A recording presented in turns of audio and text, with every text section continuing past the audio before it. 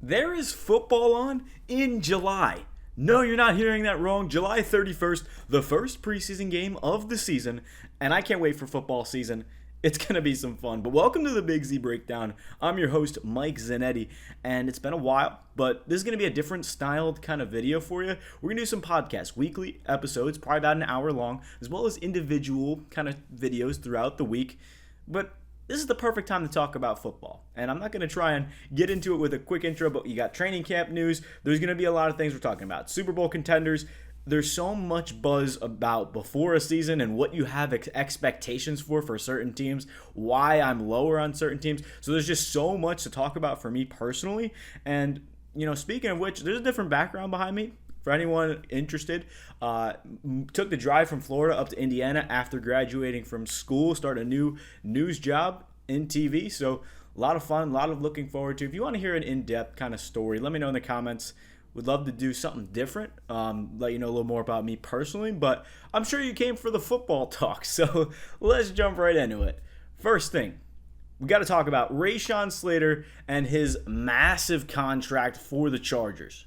Slater, arguably up there with one of the best tackles in all of football. I think he deserved this contract, a 4-year, $114 million deal.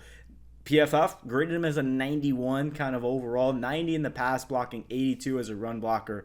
Only 3 sacks allowed. Solid stuff all year round, but again, that's a pretty big contract. I mean, you're going to see other players getting paid, and speaking of which, somebody who's just came back to training camp, probably because he's sick of all the fines piling up. I'm pretty sure it's like $50,000 a day if you're missing training camp, and that's wide receiver on the Washington Commanders, Terry McLaurin, who was put on the PUP list, the PUP list, whoever wants to call it. But it's a little bit interesting because McLaurin is obviously seeking a new contract. He was not attending training camp. Now he's there, but he doesn't want to practice. So you can't blame the guy who wants to get paid. But I don't think he's going to hold out like if it were to come to week 1 and they don't pay him. But realistically, he wants 30, 35 a year. He deserves that. You have Deebo Samuel. You have Terry McLaurin. This is a Super Bowl window for the Commanders, and I'll get into the reasons why in just a second here. But that's kind of your basic news on Terry McLaurin. You had a few days ago, Justin Fields had a lower leg injury, was carted off the field. There was a lot of concerns there. Good news is it's a toe injury. Pretty sure he dislocated. So again, there's not any major concern for me personally because you're looking at it's a month before the season. He's likely going to heal and be ready. As far as some other little news, Aaron Rodgers threw a pick. In training camp, everyone's freaking out. The Cowboys have been celebrating, going crazy. Jackson Dart, not looking great. Start training camp through a pick 6. But that's kind of the basic news. The one other kind of major thing you kind of want to mention for me, and you can mention the Texans stuff behind. If I'm biased, call me out for it. But that's Joe Mixon's injury. He is now, I don't want to say on the IR, but most likely looking like he's not going to play for week 1. And this goes back to last year's ankle injury to where there's some concern if the ankle didn't heal properly. He did not get surgery as far as reports are showing. There was barely any news talked about it. It was kind of just glanced over in the media that Mixon was wearing a boot in May, and now all of a sudden it looks like he's going to be out longer than expected. Is that why they signed Chubb, or was this supposed to be a 1-2 punch? I mean, that's kind of the biggest thing for me is like, wow, that is not good news for the Houston Texans, and especially Joe Mixon, somebody who was their cornerstone in that offense last season, and there's question marks with the offensive line. Can the Texans run the football? I don't know.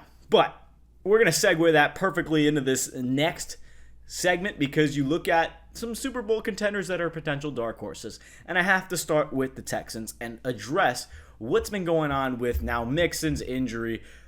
Here's the thing. Last year, the Texans were looked at as one of the most hyped-up teams in all of football. You bring in Stephon Diggs, Joe Mixon, and you're supposed to be this firehouse of a team. The Texans were looking for a number 2 to pair with Nico. Then, obviously, that didn't pan out. They drafted Jaden Higgins.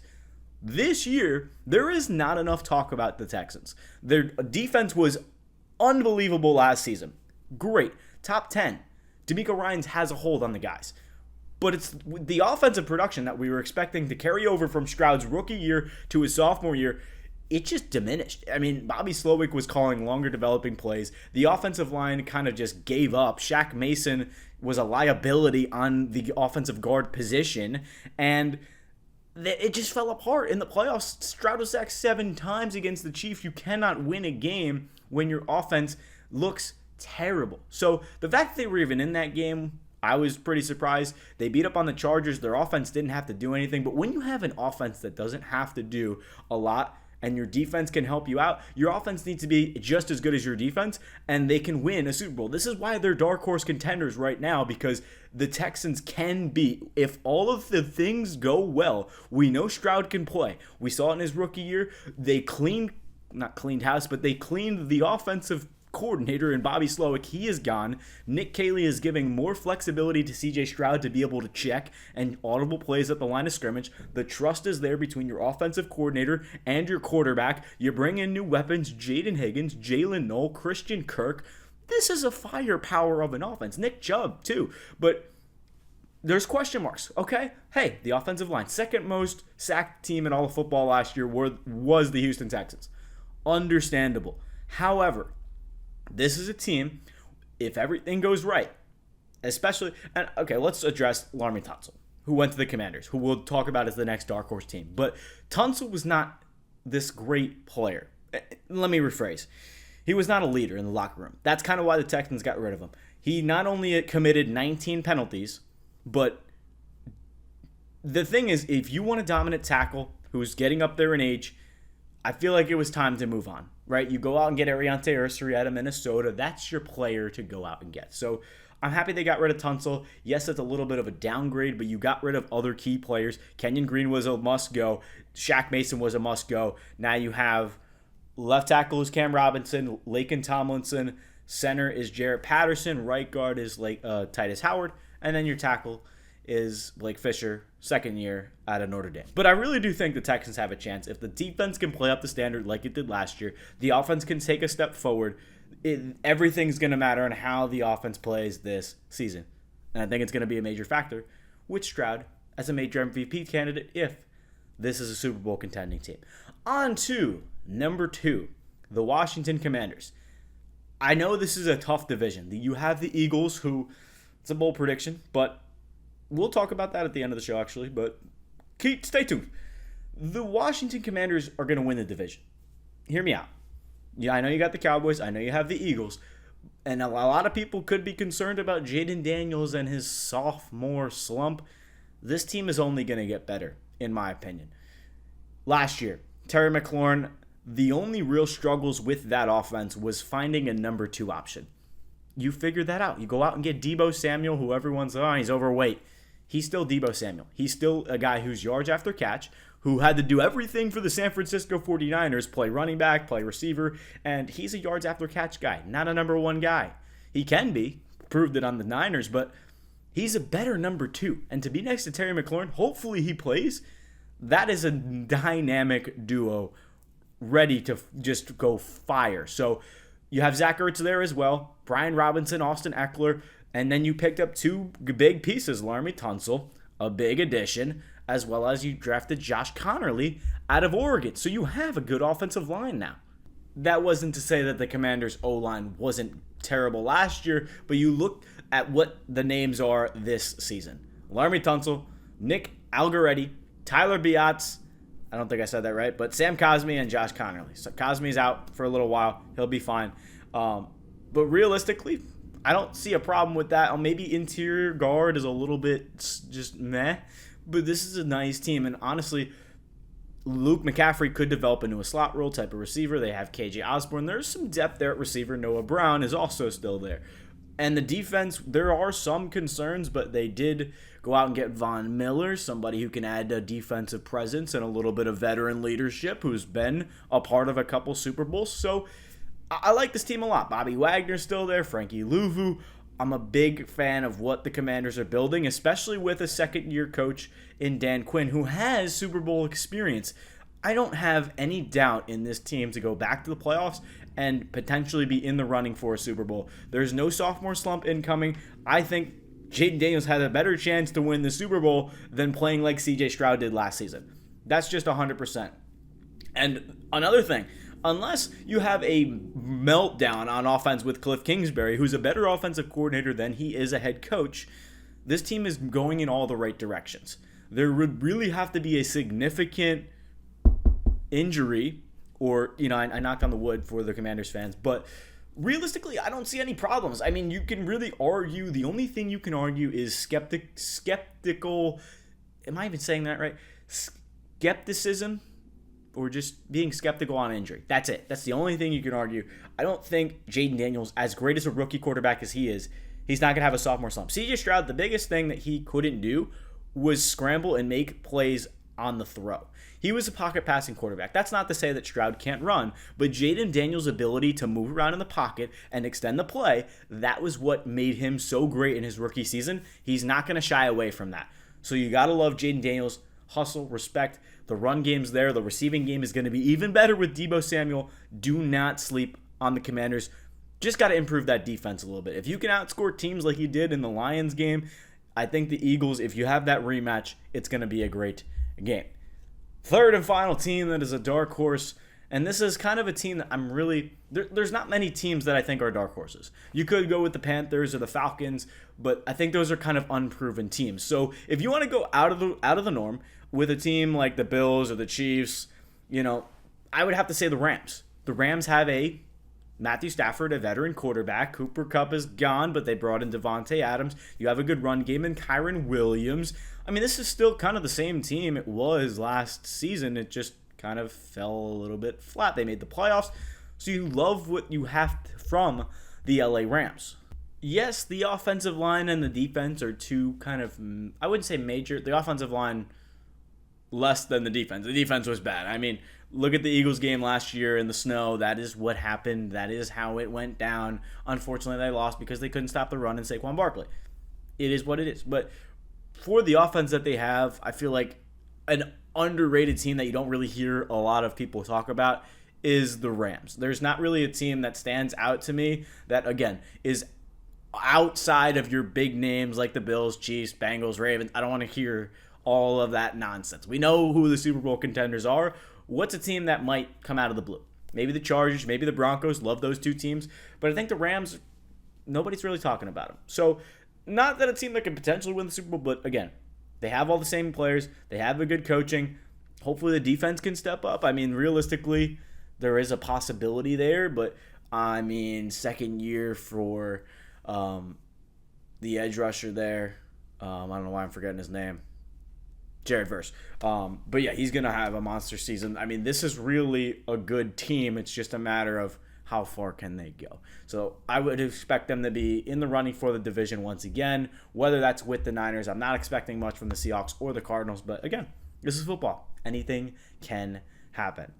Next segment, let's turn the page to sleeper teams that aren't necessarily going to the Super Bowl, but people aren't expecting anything from them. And I think two things that realistically people aren't expecting anything from, and I'll start with one team right here, is the Chicago Bears. The Bears are not expecting to be doing anything. I don't know why, but ever since... I mean, here's the thing. I've been a Bears hater for the past 5-6 years. I've been the guy that said, they're not going to do good, they're not going to do good, they're not going to do good, they're not going to do good. And it prompts me to want to say the same thing this year, but I feel like all Bears fans every single year are like, oh yeah, they're going 10-7. I'm like, are you crazy? Do you understand how difficult it is to go 10-7 with a rookie quarterback? That's what every single Bears fan said to me last year. Oh, Caleb Williams this, Caleb Williams that. It's a rookie. You have to learn. But there's a new situation. There's a new sheriff in town. Ben Johnson is the head coach. Matt Eberflus is done. Never trusted, never thought that guy was an actual head coach. At least I didn't think he was very good. But you bring in an offensive mind. Caleb Williams surrounded by DJ Moore. And then on the right, you got Rome Odunze. In the slot is Luther Burden. Only thing I'm concerned with, why didn't they draft the running back? DeAndre Swift's not the guy. Maybe Roshan Johnson. I don't know. The defense. The Bears' defense has been great.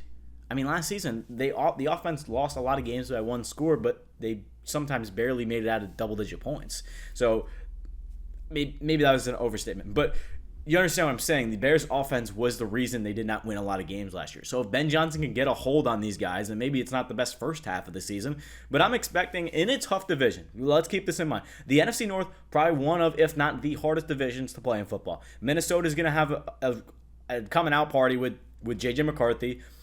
You have Green Bay, who's still great with Jordan Love, and you still have another great team in Detroit, even though they lost both their coordinators. I'm still trusting them to do well because they've consistently done well. I wouldn't be surprised if every single team in that division had at least 8 wins.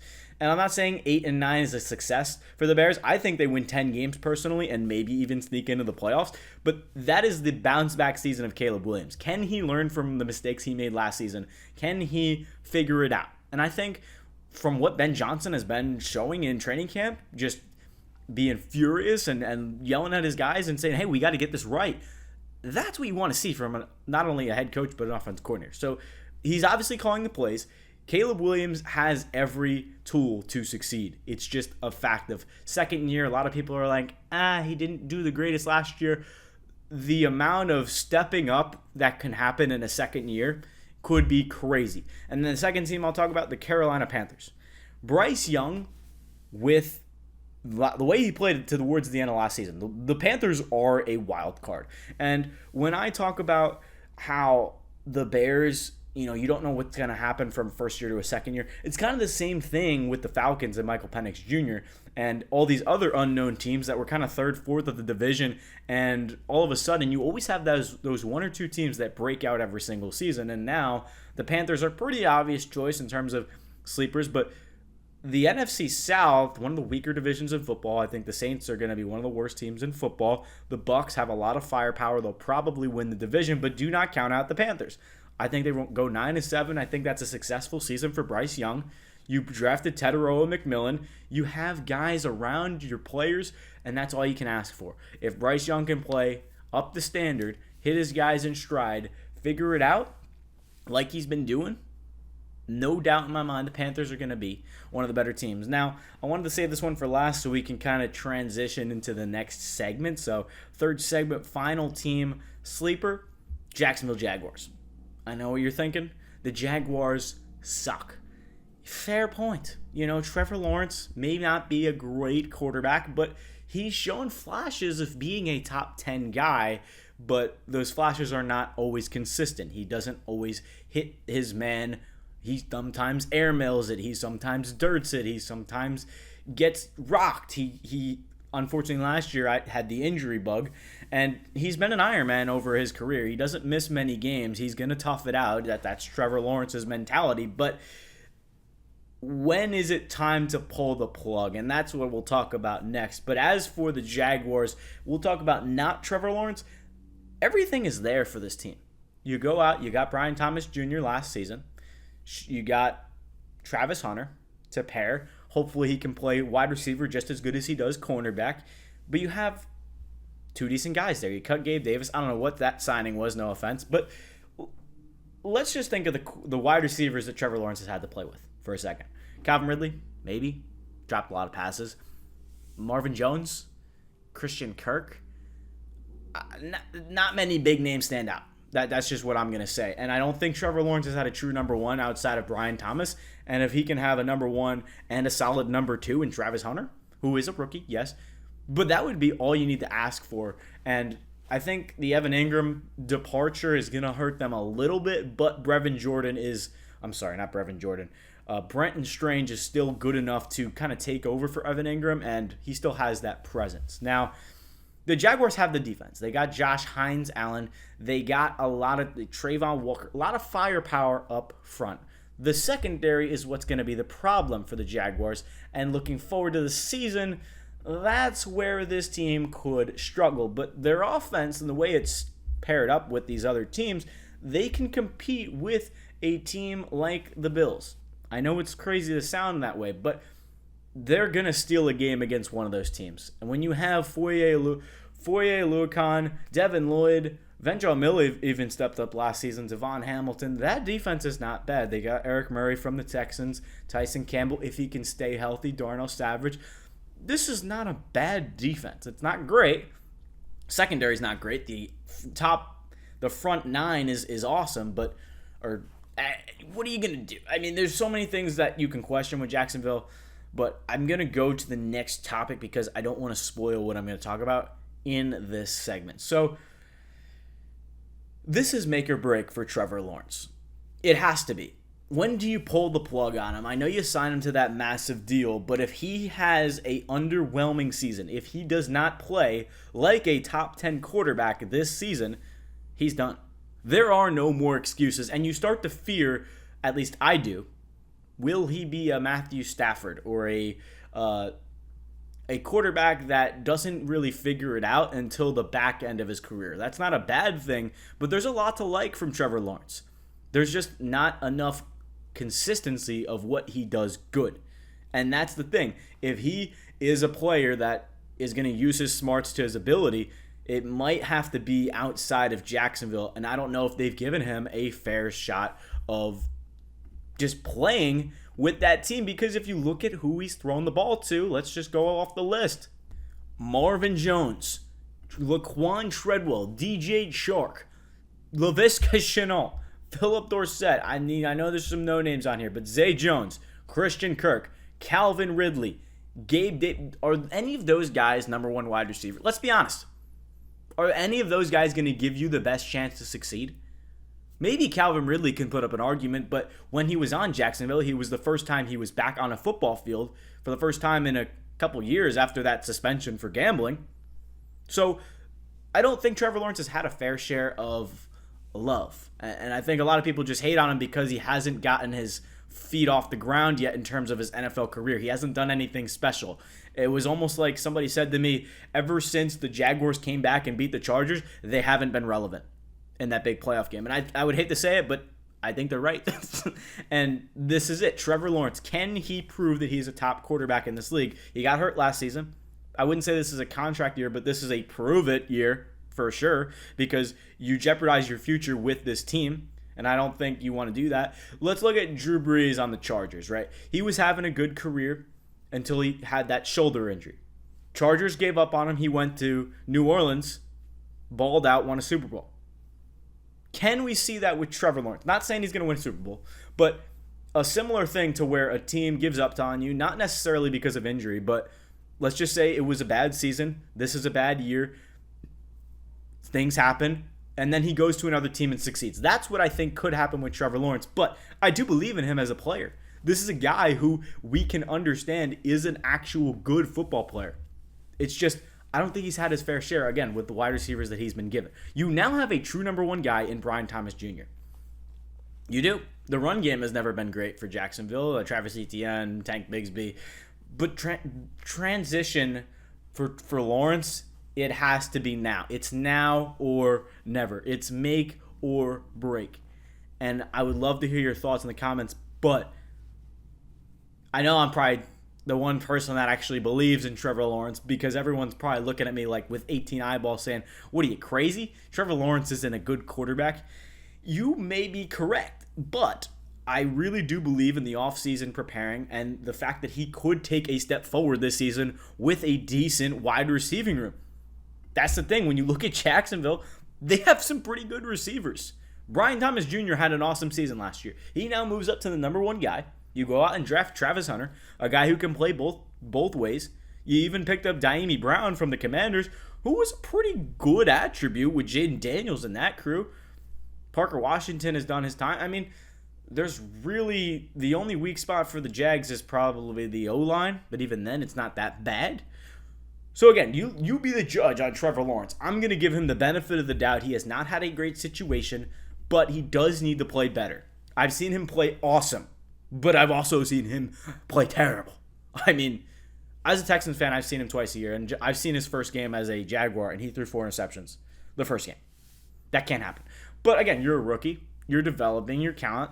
I mean, the thing is with Trevor Lawrence, this is now his 5th year in the league. So when is it time to kind of take that transition to the next level? He's kind of just been the same player. I'm waiting for the Trevor Lawrence to just go boom. Because that's how it goes in the NFL. You either have a subpar season or you have an amazing season.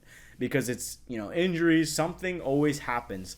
And whether it's your offensive coordinator, whether it's your offensive line, whether it's just you not being able to pick up the game until you're ready to play in this league, because it is a hard league to play in, there's a lot of question marks as to what can you do and what is the situation around you to why you can't do the thing. And I think a lot of the problem is you put a lot of blame on the quarterback and not necessarily on the rest of the team, the coaching. That's the biggest thing for Jacksonville right now. The fact that they hired a new coach that I think Liam Cohen is going to do an amazing job and just turn around this franchise, because Trevor Lawrence is a good quarterback and Cohen is going to hold him to a high standard. I think Cohen with Baker, he could do the same thing with Trevor Lawrence. So that's what we're looking at this season. Let me know your thoughts in the comments, but realistically, Trevor Lawrence can succeed in this offense with Liam Cohen, and I believe it. The Jaguars traded up for Travis Hunter. Let's go make it happen. I mean, realistically, Trevor Lawrence is going to take the Jaguars to a 9-10 win season, and everyone's going to be like, how the heck did the Jaguars pull that off? It's because Trevor Lawrence figured out how to play in the NFL. Now, I could say this and sound like a complete muppet, but come back to this video and we'll see what Trevor Lawrence does this season. I'm expecting a 4,000-yard season at least with, well, let's look at his healthy season. When he was healthy in 2023, 4,000 yards, 21 touchdowns, 14 interceptions. I'm expecting 4,300 yards, 30 touchdowns, 10 interceptions. Call me crazy. I believe in Trevor Lawrence. Off an injury, he's going to play well. Now, let's transition. Next topic, fantasy football. Let's talk about it. Anybody play fantasy football out there? I highly recommend it if you don't. But drafts are coming up. So we have to talk about who do you draft? Who do you take number 1 overall? It's all about value. Where can you find the best value and safety? There's not many workhorses in terms of running backs left. In terms of what we're talking about here for fantasy, who to avoid. And it's the top running backs, because the top running backs every year, for some odd reason, there is a curse.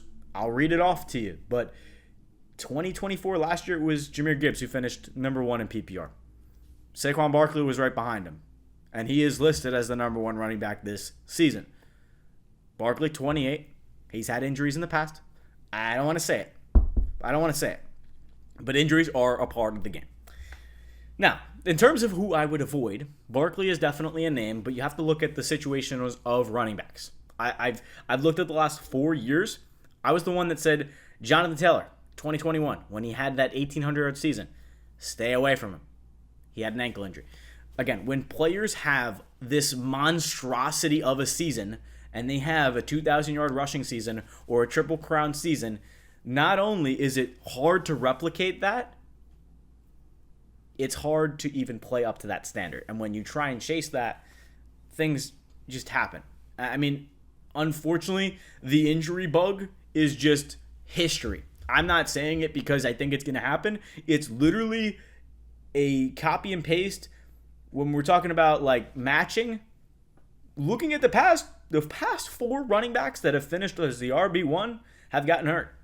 Christian McCaffrey last year didn't even play a stitch of football until like week 10 last season. Austin Eckler in 2022, RB1. Guess what? He did not do anything. Jonathan Taylor, 2021, ankle injury. Again, I can go down the list. I'm sure there's been some just contrariety plays of running back that have played and maybe have finished the whole season. I didn't go that far into depth, but you understand my point as to looking at running back, it's a scary thing. I would think you're looking at a rookie, and his name's Ashton Genty, but Pete Carroll loves to run the football, and when you have somebody who is a 3-down workhorse back, and the Raiders proved that they had no run game last year, thought Zamir White was going to be something. No, he wasn't. So you have somebody who's very good. Yes, he was in the Mountain West Conference in college, but I don't think that's going to matter. He's going to play up the standard. He's going to play really well. And talking about wide receivers now, avoiding wide receivers. Now, the wide receivers you want to stay away from are the wide receiver 2s on certain teams that you're like, that guy could do pretty well. I'd hate to break it to you, but when they're the wide receiver 2, that means they're the second option on their team. And I don't mean to numb it down that low, but that is basically what it is. You don't draft T. Higgins in the 3rd round as the wide receiver 12 as the second option on his team when, 2 rounds later, I can get DK Metcalf on the Steelers. And you may say, hey, Mike, guess what? T. Higgins is better than DK Metcalf. He very well may be. I mean, I can argue it. But DK is the number one wide receiver on his team. He's got Aaron Rodgers, who loves to throw 2 number one wide receivers. And the second receiver on the Steelers, his name is Robert Woods. And then the other receiver is Calvin Austin. So who would you rather take? T. Higgins, who has another huge mouth to feed in Jamar Chase, or DK Metcalf, who has arguably nobody? That's all I'm saying. So, again, the CeeDee Lambs and George Pickens, I don't know if I want to have any ownership of that wide receiving room, as well as the Eagles' 2 wide receivers. I don't want any A.J. Brown. I don't want any Devontae Smith. The wide receivers I would potentially go after are Nico Collins. He's the number 1 wide receiver on his team. Maybe Jaden Higgins will have a bigger role, and maybe Texans are a run-heavy team, so I'm not too sure.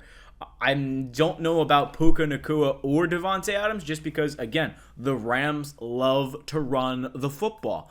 Are they going to get a lot of value? I don't think Devontae's going to do nearly what he did on the Jets last season. So this is just what I'm thinking off of the top of my head, and realistically, there is nothing to show for. So again, I'll go into more detail in terms of a separate video, but realistically, there's not a lot to look forward to in terms of wide receiver 2 and the value that they can bring to your team. Now, there are some sleepers. You look at the tight end position. Zach Ertz was a huge pickup last season, just turned it on as soon as Jaden Daniels had his rookie season. I mean, he was pretty good.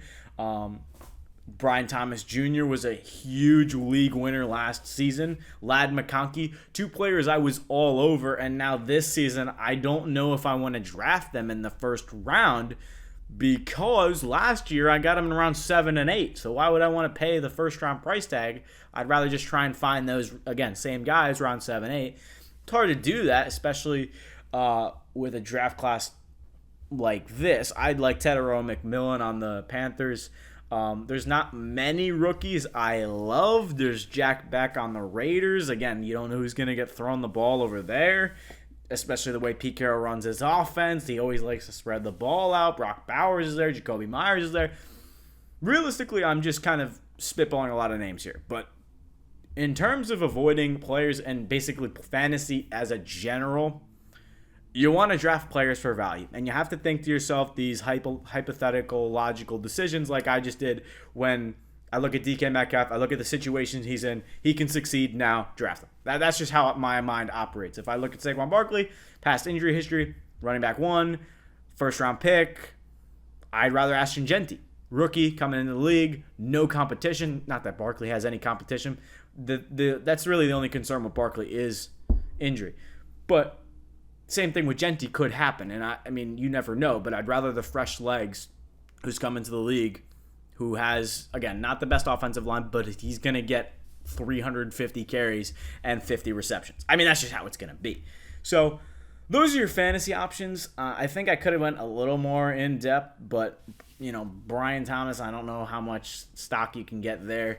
As far as quarterback, I really didn't mention that position, but I love Dak Prescott, and I can go into more depth in terms of what you guys want me to talk about, but I really didn't go into much detail. I just kind of gave a quick overview of the avoiding side and maybe said a few names, but I can go into detail. So let me know.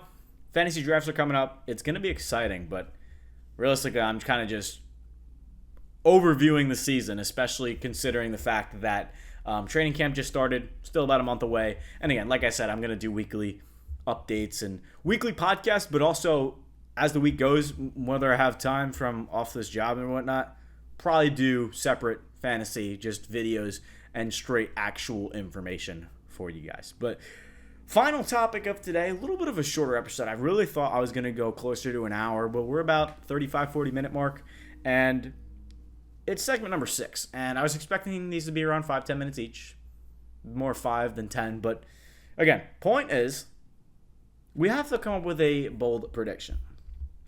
Here's the thing. Let's try and have a new segment. Bold prediction, the Big Z's bold prediction of the week.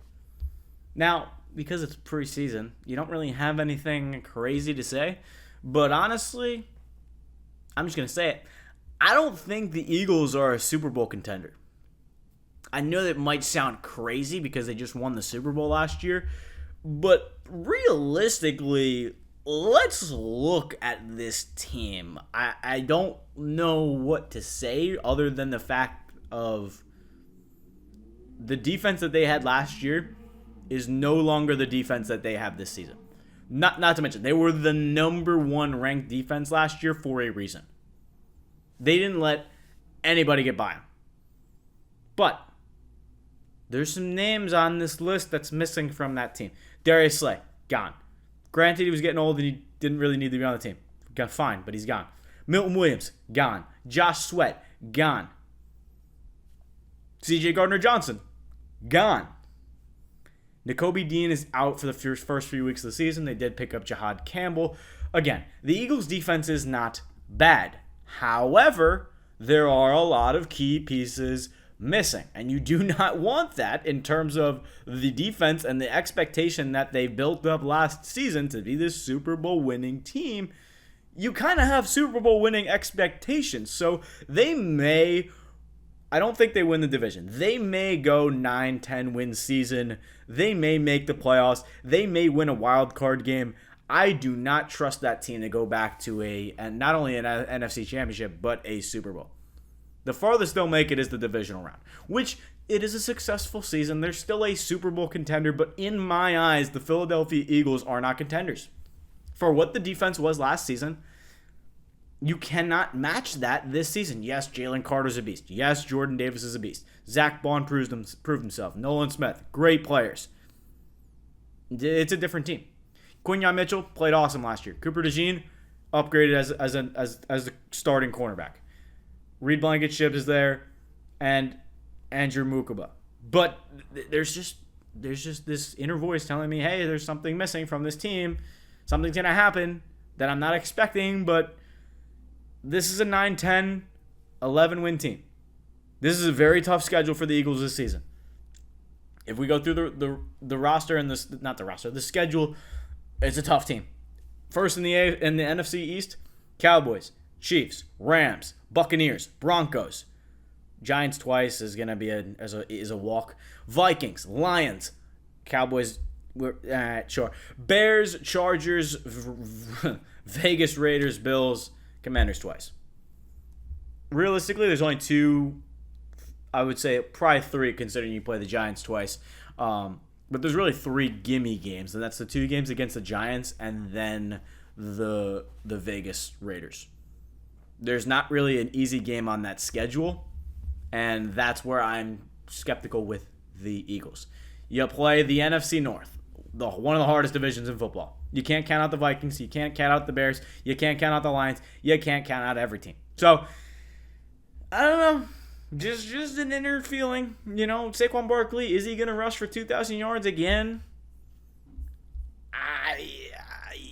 You'd have to convince me. No, I don't believe it's going to happen. I mean, to do that 2 years in a row, every team is going to be worried about stopping the Eagles' run game. And yes, the Eagles' run game was so great last year, and that's what made the pass game that much better with A.J. Brown, Devontae Smith, Goddard came back. Again, best offensive line in football. I'm not doubting the Eagles, but I feel like there's just a little too much talk for a team that won the Super Bowl and lost a lot of items along the way. There's a lot missing from that team. Yes, they still have a lot, but I'm just pointing things out that I see, and I really don't believe this is a Super Bowl contending team. They're a playoff team, no doubt, but can they be up there like they were last year? Can they go on that run? It's very possible, but I think the NFC is just wide open right now. The Commanders are better. The Lions are better. Heck, I mean, there's some other teams as a wild card that could upset this team. So you would have to win a bye, which I do not believe is going to happen. I don't even think they win the division. The Cowboys, Dak is healthy. Jaden Daniels is meaning business. This is not a walk in the park for the Eagles. It's a tough division. It's a tough schedule. So I'm not convinced. I know it's hard to say I'm not convinced after a team won the Super Bowl, but there's a lot missing from this team, and I'm not buying into it this year. Last year I was the one that said preseason the Eagles are winning the Super Bowl. I can firmly say that. I have it on a Twitter account. It literally says August, Mike predicted Eagles Super Bowl. It was Eagles-Texans, but, we don't have to count out the bias in the background. Yes, I put the Texans as Super Bowl contenders, but you can actually see it. If you want to disagree, let me know in the comments, and you can jerk me an earful. But realistically, you're not going to change my mind that the Eagles are going to win the Super Bowl. Put it that way. They might even make it back, but they're not winning it. And I said the same thing with the Chiefs last year. They had a great season, and they didn't win the Super Bowl, though. They didn't win it. So maybe it's not they're not Super Bowl contenders, they're just not winning the Super Bowl. Because they are Super Bowl contenders, but to me, I don't believe they're in the contention like they were the team that they were last season. I think I'm kind of repeating myself, but you get the point. The Eagles, in my book, are not contenders. You could hit me if you want. I don't really care. That's for the comments. So that's the bold prediction of the week. Thank you guys so much for watching. Let me know some thoughts of what you want to see for the future. There's a lot of stuff I can play around with. I kind of just went with the topics off the top of my head. There's a lot of teams that I do believe could have good seasons. I could do a deeper breakdown. But there's going to be certain topics that I'm just going to dive into in terms of weekly podcasts. Again, I'm not going to hop on here and do another hour chop down until next week. But let me know in the comments. I know we didn't hit the full hour, but we're trying to get back into the groove of things. So thank you guys so much for watching. Appreciate all the love, but this is it. Football season 2025, we're going to go absolute ham.